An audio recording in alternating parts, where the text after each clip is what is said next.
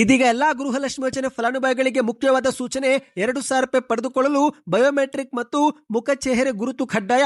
ಮುಖ್ಯಮಂತ್ರಿ ಡಿಕೆ ಶಿವಕುಮಾರ್ ಅವರ ಸಭೆ ಕೊನೆಗೂ ಒಂದು ಮಾಹಿತಿ ಬಂದೇ ಬಿಡ್ತು. ನಿಮ್ಮ ಬ್ಯಾಂಕ್ ಖಾತೆಗೆ 2,000 ರೂಪಾಯಿ ಜಮೆ ಆಗುತ್ತಿಲ್ಲವೆಂದ್ರೆ ಈ ವಿಡಿಯೋ ಸ್ವಲ್ಪನೂ ಸ್ಕಿಪ್ ಮಾಡಬೇಡಿ. ಮತ್ತೊಂದೆಡೆಯಲ್ಲಿ ಬೆಂಗಳೂರಲ್ಲಿ ಉದ್ಘಾಟನೆ ಮುನ್ನವೇ 18 ಮಹಡಿಗಳ ಅಪಾರ್ಟ್ಮೆಂಟ್ ನೆಲಸಮ ಮಾಡಲು ಸರ್ಕಾರದ ನಿರ್ಧಾರ. ಯಾಕೇನಾಯಿತು ಎಂಬುದನ್ನು ಕೂಡ ವಿಡಿಯೋದಲ್ಲಿ ನೋಡೋಣ ಸ್ನೇಹಿತರೆ. ಇನ್ನು ಬಿಪಿಎಲ್ ಪಡಿತರ ಚೀಟಿದಾರರಿಗೆ ತ್ರಿಬಲ್ ಧಮಾಕ. ಆಹಾರ ಸಚಿವ ಕೆಎಚ್ ಮುನಿಯಪ್ಪನವರಿಂದ ಒಂದು ಮುಖ್ಯವಾದ ಮಾಹಿತಿ. ಇಂದಿರಾ ಕಿಟ್ ಜೊತೆಗೆ ಬಿಪಿಎಲ್ ಕಾರ್ಡ್ ರದ್ದು ಇಲ್ಲ. ಎಪಿಎಲ್ ಕಾರ್ಡ್ ಇದ್ದವರಿಗೂ ಕೂಡ ಮತ್ತೊಂದು ಭರವಸೆ ಕೊಟ್ಟಿದ್ದಾರೆ. ಅನ್ನಭಾಗ್ಯ ಅಕ್ಕಿ ಕಾಳಸಂತೆಯಲ್ಲಿ ಮಾರಾಟಕ್ಕೆ ಬ್ರೇಕ್ ಹಾಕಲು ಒಂದು ಮಾಸ್ಟರ್ ಪ್ಲಾನ್ ಕೂಡ ಮಾಡಿದ್ದಾರೆ. ಏನು ಎಂಬುದನ್ನು ಕೂಡ ನೋಡೋಣ ಸ್ನೇಹಿತರೆ.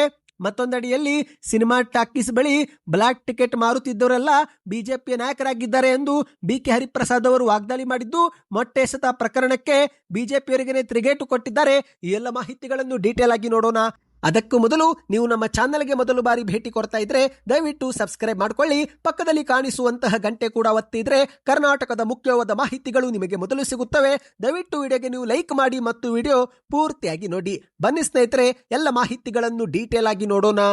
ಈ ಒಂದು ವಿಡಿಯೋ ಶುರು ಮಾಡೋಕ್ಕೂ ಮೊದಲು ನಿಮ್ಮ ಬ್ಯಾಂಕ್ ಖಾತೆಗೆ ಜುಲೈ ತಿಂಗಳಲ್ಲಿ 2,000 ರೂಪಾಯಿ ಜಮಾ ಆಯ್ತಾ ಕಮೆಂಟ್ ಮಾಡಿ. ಯಾಕಂದ್ರೆ ಸರ್ಕಾರ ಮತ್ತೊಂದು ಕಂತು ಜಮೆ ಮಾಡಿದೆ. ಹೌದು, ಜುಲೈ 16ರಂದು 31ನೇ ಕಂತು ಬಿಡುಗಡೆ ಮಾಡಲಾಗಿದ್ದು ಈ ಕಂತು ಮೇ ತಿಂಗಳದ್ದಾಗಿರುತ್ತೆ. ಅಂದ್ರೆ ಸ್ನೇಹಿತರೆ, ಜೂನ್ ಮತ್ತು ಜುಲೈ ತಿಂಗಳದ್ದು ಮಾತ್ರ ಬಾಕಿ ಇದ್ದು ಮೇ ತಿಂಗಳವರೆಗಿನ ಕಂತನ್ನ ಹಾಕಿರುವುದಾಗಿ ಗ್ಯಾರಂಟಿ ಯೋಜನೆಗಳ ಪ್ರಾಧಿಕಾರದ ಅಧ್ಯಕ್ಷಕ ದಿನೇಶ್ ಗುಳಿಗೋಡ್ ಅವರು ಮಾಹಿತಿ ಕೊಟ್ಟಿದ್ದಾರೆ. ಹೌದು, ಒಟ್ಟು 2,400 ಕೋಟಿ ರೂಪಾಯಿ ಹಣ ಬಿಡುಗಡೆ ಮಾಡಲಾಗಿದ್ದು ರಾಜ್ಯದ 1,20,00,000 ಫಲಾನುಭವಿಗಳಿಗೆ ಹಂತವಾಗಿ ಈ ಒಂದು ಹಣ ಜಮೆ ಆಗುತ್ತೆ ಎಂದು ಹೇಳಲಾಗ್ತಾ ಇದೆ. ಈಗಾಗಲೇ ಉತ್ತರ ಕರ್ನಾಟಕದ ಕೆಲ ಜಿಲ್ಲೆ ಫಲಾನುಭವಿಗಳಿಗೆ ಹಣ ಜಮಾ ಆಗಿರುವುದು ದೃಢಪಟ್ಟಿದೆ ಸ್ನೇಹಿತರೆ. ಕೆಲವರು ನಮಗೆ ಕಮೆಂಟ್ ಮಾಡಿ ಹಣ ಬಂದಿರುವುದು ಕೂಡ ಹೇಳುತ್ತಿದ್ದಾರೆ, ಕೆಲವರು ಬಂದಿಲ್ಲ ಅಂತ ಹೇಳ್ತಿದ್ದಾರೆ. ನಿಮಗೆ ಹಣ ಬಂದಿದೆಯಾ? ನೀವು ಕೂಡ ಕಮೆಂಟ್ ಮಾಡಿ ತಿಳಿಸಿ. ಮತ್ತು ಸ್ನೇಹಿತರೆ, ಈಗ ಗೃಹಲಕ್ಷ್ಮಿ ಯೋಜನೆ ಕುರಿತಂತೆ ಒಂದು ಮುಖ್ಯವಾದ ಸೂಚನೆ. 2,000 ರೂಪಾಯಿ ಪಡೆದುಕೊಳ್ಳಲು ಬಯೋಮೆಟ್ರಿಕ್ ಅಥವಾ ಮುಖ ಚೆಹರೆ ಗುರುತು ದೃಢೀಕರಣ ಕಡ್ಡಾಯ.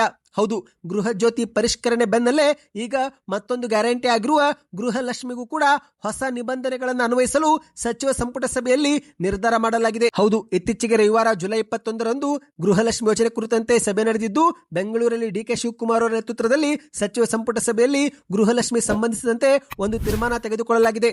ಇನ್ನು ಮುಂದೆ 2,000 ರೂಪಾಯಿ ಪ್ರತಿ ತಿಂಗಳು ಸಹಾಯಧನ ಪಡೆದುಕೊಳ್ಳುತ್ತಿರುವ ರಾಜ್ಯದ ಎಲ್ಲಾ ಮಹಿಳಾ ಫಲಾನುಭವಿಗಳು ಕಡ್ಡಾಯವಾಗಿ ಬಯೋಮೆಟ್ರಿಕ್ ಅಥವಾ ಫೇಶಿಯಲ್ ಅಥೆಂಟಿಕೇಶನ್ ಅಂದ್ರೆ ಮುಖ ಚೆಹರೆ ದೃಢೀಕರಣ ಪ್ರಕ್ರಿಯೆಗೆ ಒಳಗಾಗಬೇಕು ಸ್ನೇಹಿತರೆ.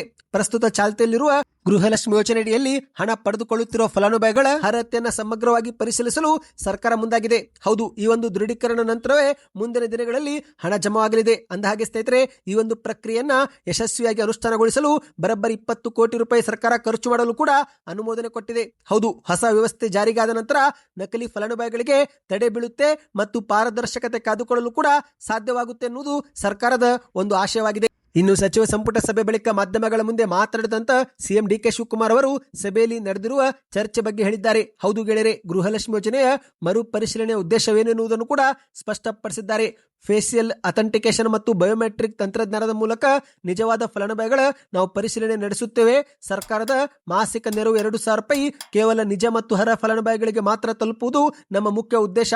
ಅದಕ್ಕಾಗಿಯೇ ಸರ್ಕಾರ 20 ಕೋಟಿ ರೂಪಾಯಿ ಅನುದಾನ ಮೀಸಲಿಟ್ಟಿದೆ ಎಂದು ಡಿಕೆ ಶಿವಕುಮಾರ್ ಅವರು ತಿಳಿಸಿದ್ದಾರೆ. ಅಂದ್ರೆ 20 ಕೋಟಿ ಖರ್ಚು ಮಾಡುವ ಮೂಲಕ ನಿಜವಾದ ಫಲಾನುಭವಿಗಳನ್ನ ಪಟ್ಟಿಯಲ್ಲಿ ಇಡುತ್ತೇವೆ, ಅನರ್ಹರನ್ನ ಪಟ್ಟಿಯಿಂದ ಹೊರಗಿಡುತ್ತೇವೆ ಎಂದು ಡಿಕೆ ಶಿವಕುಮಾರ್ ಅವರು ಹೇಳಿದ್ದಾರೆ. ನಿಮ್ಮ ಬ್ಯಾಂಕ್ ಖಾತೆಗೆ 2,000 ರೂಪಾಯಿ ಜಮೆ ಆಗ್ತಾ ಇದೆಯಾ? ಕಮೆಂಟ್ ಮಾಡಿ. ಬನ್ನಿ ಗೆಳೆಯರೆ, ಮತ್ತೊಂದು ಮಾಹಿತಿಗೆ ಹೋಗೋಣ. ರಾಜಧಾನಿ ಬೆಂಗಳೂರಲ್ಲಿ ನಿರ್ಮಾಣ ಮಾಡಲಾಗಿರುವಂತಹ 18 ಮಹಡಿಗಳ ಅಪಾರ್ಟ್ಮೆಂಟ್ ಉದ್ಘಾಟನೆ ಮುನ್ನವೇ ನೆಲಸಮ ಮಾಡಲು ಸರ್ಕಾರ ನಿರ್ಧಾರ ಮಾಡಿದೆ. ಹೌದು, ಬೆಂಗಳೂರಿನ ಹೊಸೂರು ರಸ್ತೆ ಬರುವ ಕೊಡ್ಲು ಗೇಟ್ ಬಳಿಯ 18 ಮಹಡಿಗಳ ಬೃಹತ್ ಅಪಾರ್ಟ್ಮೆಂಟ್ ವಾಲಿದ್ದು ಇಲ್ಲಿನ ಸ್ಥಳೀಯರು ಆತಂಕ ವ್ಯಕ್ತಪಡಿಸುತ್ತಿದ್ದಂತೆ ಈಗ ಮುಂಜಾಗೃತಾ ಕ್ರಮವಾಗಿ ಆ ಒಂದು ಅಪಾರ್ಟ್ಮೆಂಟ್ ಅನ್ನು ನೆಲಸಮ ಮಾಡಲು ನಿರ್ಧಾರ ಮಾಡಲಾಗಿದೆ. ಹೌದು ಸ್ನೇಹಿತರೆ, ಗ್ರೇಟರ್ ಬೆಂಗಳೂರು ಪ್ರಾಧಿಕಾರದಿಂದ ವಾಸಯೋಗ್ಯ ಪ್ರಮಾಣ ಪತ್ರ ಪಡೆದುಕೊಂಡ ಕೇವಲ 3 ತಿಂಗಳಲ್ಲಿ ಈ ಒಂದು 18 ಮಹಡಿಗಳ ಬೃಹತ್ ಅಪಾರ್ಟ್ಮೆಂಟ್ ಒಂದು ಕಡೆಗೆ ವಾಲಿದ್ದು ಇದರಿಂದ ಸ್ಥಳೀಯರು ಆತಂಕಕ್ಕೆ ಒಳಗಾಗಿದ್ದಾರೆ. ಹೌದು ಸ್ನೇಹಿತರೆ, SNN ರಾಜ್ ಎಟರ್ನಿಯಾ ಕಾಂಪ್ಲೆಕ್ಸ್ ಎಂಬ ಹೆಸರಿನ ಅಪಾರ್ಟ್ಮೆಂಟ್ ಇದಾಗಿದ್ದು ಖರೀದಿದಾರ ಗುತ್ತಿಗೆದಾರರು ತಮ್ಮ ಕನಸಿನ ಮನೆಗಳಿಗೆ ಗೃಹ ಪ್ರವೇಶ ಮಾಡೋ ಮುನ್ನವೇ ಕಟ್ಟಡವು ಒಂದು ಕಡೆಗೆ ಬದಿಗೆ ವಾಲಿರುವುದು ಬೆಳಕಿಗೆ ಬಂದಿದೆ. ಇದೇ ಒಂದು ಹಿನ್ನೆಲೆಯಲ್ಲಿ ಬಿಲ್ಡರ್ಸ್ಗಳು ಮಹತ್ವದ ನಿರ್ಧಾರ ತೆಗೆದುಕೊಂಡಿದ್ದಾರೆ. ಇದರ ನಿರ್ಮಾಣಕ್ಕೆ 4 ವರ್ಷ ಕಾಲ ಸಮಯವೂ ಕೂಡ ತೆಗೆದುಕೊಳ್ಳಲಾಗಿತ್ತು. ಹೌದು ಗೆಳೆಯರೆ, 18 ಮಹಡಿಗಳ ಬೃಹತ್ ಅಪಾರ್ಟ್ಮೆಂಟ್ ನಲ್ಲಿ ಒಟ್ಟು 49 ವಾಸ ಮಾಡುವ ಮನೆಗಳಿದ್ದವು. ಇಂತಹ ಒಟ್ಟು 15 ಟವರ್ಗಳಿದ್ದು ಅದರಲ್ಲಿ ಒಂದು ಟವರ್ ಈಗ ವಾಲಿದೆ. ಅಂದ್ರೆ ಇನ್ನು 14 ಟವರ್ಗಳು ಸಂಪೂರ್ಣವಾಗಿ ಸುರಕ್ಷಿತವಾಗಿದೆ ಎಂದು ಹೇಳಲಾಗ್ತಾ ಇದೆ. ಸದ್ಯ ವಾಲಿರುವಂತಹ ಒಂದು ಟವರ್ ಅಪಾರ್ಟ್ಮೆಂಟ್ ಅನ್ನು ಮುಂದಿನ 6 ತಿಂಗಳಲ್ಲಿ ಹಂತ ಹಂತವಾಗಿ ಕೆಡವಿ ಮುಂಬರುವ 2 ವರ್ಷಗಳಲ್ಲಿ ಮತ್ತೊಮ್ಮೆ ಸಂಪೂರ್ಣವಾಗಿ ಹೊಸದಾಗಿ ನಿರ್ಮಿಸಿಕೊಡುವುದಾಗಿ ಬಿಲ್ಡರ್ಸ್ಗಳು ಭರವಸೆ ನೀಡಿದ್ದಾರೆ. ಸ್ನೇಹಿತರೆ, ಈ ಬಗ್ಗೆ ನಿಮ್ಮ ಅನಿಸಿಕೆಯನ್ನು ಕಮೆಂಟ್ ಮಾಡಿ. ಮಾಹಿತಿಯ ಪ್ರಕಾರ ಒಟ್ಟು 200 ಕೋಟಿ ರೂಪಾಯಿ ಖರ್ಚು ಮಾಡಲಾಗಿದೆ. ಆದರೆ ಈಗ ಒಂದು ಬದಿಗೆ ವಾಲಿರುವುದರಿಂದ ಒಂದು ಅಪಾರ್ಟ್ಮೆಂಟ್ ಟವರ್ ಅನ್ನ ನೆಲಸಮ ಮಾಡಲು ನಿರ್ಧಾರ ಮಾಡಲಾಗಿದೆ. ಬನ್ನಿ ಗೆಳೆಯರೆ, ಮತ್ತೊಂದು ಮಾಹಿತಿಗೆ ಹೋಗೋಣ.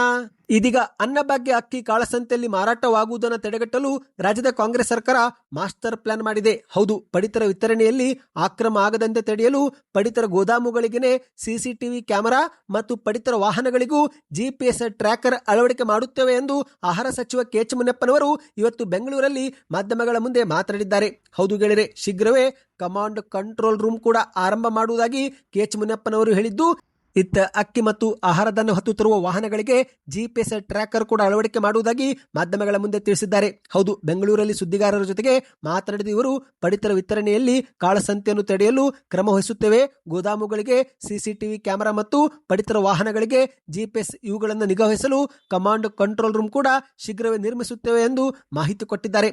ಅನ್ನಭಾಗ್ಯ ಯೋಜನೆ ಮೂಲಕ ರಾಜ್ಯದಲ್ಲಿ ಸುಮಾರು 4,42,00,000 ಫಲಾನುಭವಿಗಳಿಗೆ 10 kg ಪಡಿತರ ವಿತರಣೆ ನಾವೀಗ ಮಾಡುತ್ತಿದ್ದೇವೆ. ರಾಜ್ಯವನ್ನು ನಮ್ಮ ಸರ್ಕಾರ ಹಸಿವು ಮುಕ್ತ ರಾಜ್ಯವನ್ನೇ ಮಾಡಿದೆ.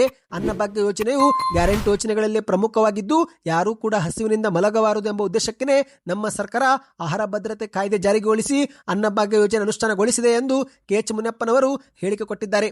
ನಮ್ಮ ಸರ್ಕಾರ ನುಡಿದಂತೆ ನಡೆಯುತ್ತಿದ್ದು, ಪ್ರತಿ ಅರ್ಹ ಫಲಾನುಭವಿಗಳಿಗೆ 10 kg ಪಡಿತರ ಧಾನ್ಯ ವಿತರಣೆ ಮಾಡುವ ಮೂಲಕ ನಾವು ನಮ್ಮ ಜನರ ಬದುಕಿಗೆ ಆಸರೆಯಾಗಿದ್ದೇವೆ ಎಂದು ಮಾಧ್ಯಮಗಳ ಮುಂದೆ ತಿಳಿಸಿದ್ದಾರೆ. ಮತ್ತು ಸ್ನೇಹಿತರೆ, ಈಗ ಇಂದಿರಾ ಕಿಟ್ ಟೆಂಡರ್ ಪ್ರಕ್ರಿಯೆ ಬಗ್ಗೆಯೂ ಕೂಡ ಸ್ಪಷ್ಟಪಡಿಸಿದ್ದಾರೆ. ಹೌದು, ಇಂದಿರಾ ಕಿಟ್ ಟೆಂಡರ್ ಪ್ರಕ್ರಿಯೆ ಅಂತಿಮ ಹಂತದಲ್ಲಿ ತಲುಪಿದ್ದು, ಶೀಘ್ರವೇ ಪ್ರತಿ ಮನೆ ಬಾಗಿಲಿಗೆ ಆಹಾರದ ಕಿಟ್ ಅನ್ನು ತಲುಪಿಸುತ್ತೇವೆ ಎಂದು ಸ್ಪಷ್ಟಪಡಿಸಿದ್ದಾರೆ. ಹೌದು ಗೆಳೆಯರೆ, 2-3 ತಿಂಗಳಲ್ಲಿ ಕಿಟ್ ವಿತರಣೆ ಕಾರ್ಯ ರೂಪಿಸುತ್ತಿದ್ದೇವೆ ಎಂದಿದ್ದಾರೆ. ಬಹುದೊಡ್ಡದ ಯೋಜನೆ ಆಗಿರುವುದರಿಂದ ಸುಮಾರು 6,000 ಕೋಟಿ ರೂಪಾಯಿ ಇದಕ್ಕಾಗಿ ವೆಚ್ಚವಾಗಲಿದ್ದು, ಬಹಳ ಸೂಕ್ಷ್ಮವಾಗಿ ನಡೆಸಬೇಕಾಗುತ್ತಿರುವುದರಿಂದ ಸ್ವಲ್ಪ ವಿಳಂಬವಾಗುತ್ತೆ. ಆದಷ್ಟು ಬೇಗನೆ ಪ್ರಕ್ರಿಯೆ ಅಂತಿಮವಾಗಲಿದೆ ಎಂದು ಮಾಧ್ಯಮಗಳ ಮುಂದೆ ತಿಳಿಸಿದ್ದಾರೆ. ಮತ್ತು ಸ್ನೇಹಿತರೆ, ಇಲ್ಲಿ ಮತ್ತೊಂದು ಸಿಹಿ ಸುದ್ದಿ ಏನೆಂದರೆ, ಯಾವುದೇ ಕಾರ್ಡ್ ಅನ್ನು ರದ್ದುಪಡಿಸೋದಿಲ್ಲ, 10ರ ಕಾರ್ಡ್ ಅನ್ನು ಮಾತ್ರ ಏಪ್ರಿಲ್ಗೆ ವರ್ಗಾಯಿಸುತ್ತೇವೆ ಎಂದು ಕೆ.ಎಚ್. ಮುನಿಯಪ್ಪನವರು ಇಲ್ಲಿ ಮಾಹಿತಿ ಕೊಟ್ಟಿದ್ದಾರೆ. ಹೌದು ಸ್ನೇಹಿತರೆ, ರಾಜ್ಯದಲ್ಲಿ BPL ಕಾರ್ಡುಗಳನ್ನು ಹಿಂದೆ ಮುಂದೆ ನೋಡದೆ ರದ್ದು ಮಾಡಲಾಗುತ್ತಿದೆ ಎಂದು ಸಾರ್ವಜನಿಕರು ಆಕ್ರೋಶ ವ್ಯಕ್ತಪಡಿಸುತ್ತಿರುವುದಕ್ಕೆ ತೀಕ್ಷ್ಣವಾಗಿ ಕೆ.ಎಚ್. ಮುನಿಯಪ್ಪನವರು ಪ್ರತಿಕ್ರಿಯೆ ಕೊಟ್ಟಿದ್ದಾರೆ. ಸ್ವತಃ ಕೇಂದ್ರ ಸರ್ಕಾರವೇ ಆಧಾರ್ ಕಾರ್ಡ್ ಮ್ಯಾಪಿಂಗ್ ಮಾಡುವ ಮೂಲಕ 7,76,000 ಫಲಾನುಭವಿಗಳು ಅನರ್ಹರು ಎಂದು ನಮಗೆ ಪಟ್ಟಿ ಕೊಟ್ಟಿದೆ. ನಿಯಮಾವಳಿಗಳ ಪ್ರಕಾರವೇ ನಾವು BPL ಕಾರ್ಡ್ ಅನ್ನು ರದ್ದು ಮಾಡಿ APL ಕಾರ್ಡ್ಗೆ ಪರಿವರ್ತಿಸುತ್ತಿದ್ದೇವೆ ಹೊರತು ಬೇಕು ಹಾಗೆ ರದ್ದು ಮಾಡುತ್ತಿಲ್ಲ ಎಂದು ಸ್ಪಷ್ಟಪಡಿಸಿದ್ದಾರೆ.